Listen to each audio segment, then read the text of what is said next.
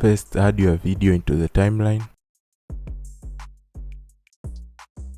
Then add the same video in the second track. Right click on the upper video, then go to edit properties, then transform and adjust the rotation to 180 degrees. Go to compositing and change the opacity to 50%. Go back to transform and adjust the Y position as follows.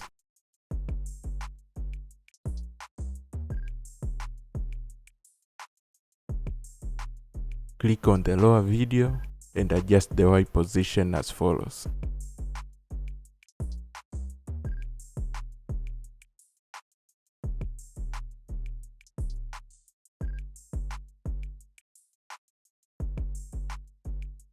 Click on the upper video, then go to compositing and return the opacity back to 100%. Go to mask tab and add single line mask. Make the following adjustments.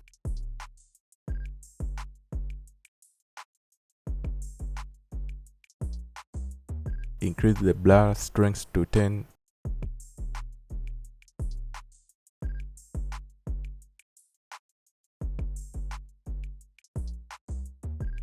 Click OK.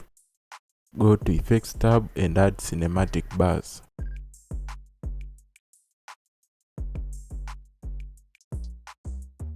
Click the render icon.